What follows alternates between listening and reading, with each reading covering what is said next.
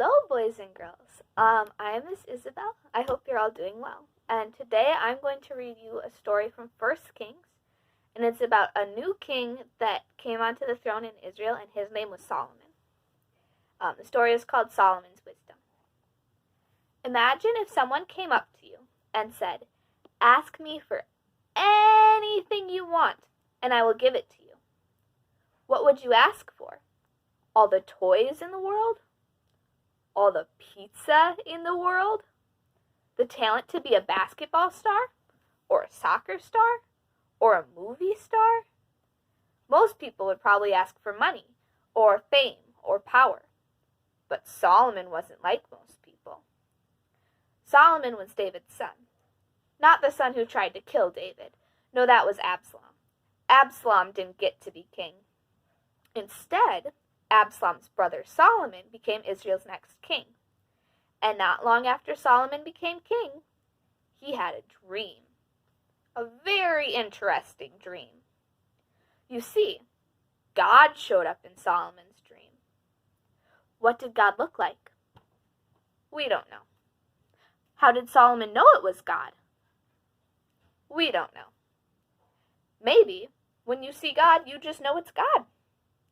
Anyway, God showed up in Solomon's dream, and God said, "Ask me for anything, Solomon, and I will give it to you." Whoa. Anything. What would you ask for? Solomon's dad, David, was a great king. Solomon probably wanted to be a great king too. If Solomon was really, really rich, if he had more gold and silver than anyone in the world, everyone would think he was a great king. In the ancient world, great kings usually had lots and lots of gold and silver. Great riches impressed everyone. But that isn't what Solomon asked for. If Solomon was really, really famous, if all the other kings wanted to visit him and be friends with him and give him gifts, everyone would think he was a great king. Great fame impressed everyone. But that isn't what Solomon asked for. Nope. Instead, Solomon asked for wisdom. Wisdom is the ability to make good choices. Solomon asked to be wise when he could have asked for anything. Why did Solomon ask for wisdom instead of money or fame or pizza? Because Solomon knew something. He knew that being a good king was about making good choices. Like when you go to war, or when not to go to war, or how to solve problems in your kingdom, and how to bring peace when people are angry, or how to lead. Wisdom would help Solomon do all of those things. It turns out that asking for wisdom was a very wise choice. God told Solomon that since he asked for wisdom instead of riches or fame, not only would God make Solomon wise, but he would also make him rich and famous. And that's exactly what God did. Solomon became very wise. He could solve all sorts of problems. No matter what happened, it seemed like Solomon always knew the right thing to do.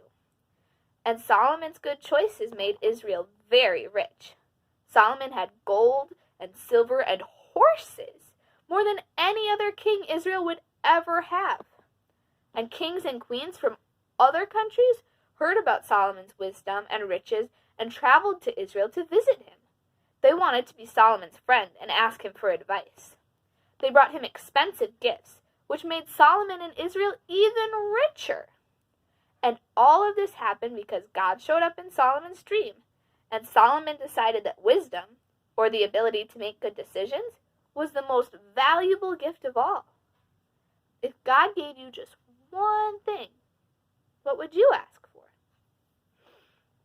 And that we have a lot of choices to make right now because we're all stuck at home, and so we have to work harder to make good choices about how to treat our families or how to have fun with our friends when we can't be right next to them. But we can still ask God for wisdom and for the ability to make good choices because we don't get to talk to God in dreams, but we get to talk to God when we pray. So let's do that right now. dear God, thank you for protecting us during this and for letting us talk to you. And please give all of us the ability to make good choices about staying healthy and staying happy and when to play and when to work and how to treat everyone that we come across with love. Um, and please keep all of us safe and protect us. And thank you for giving us your wisdom. Amen.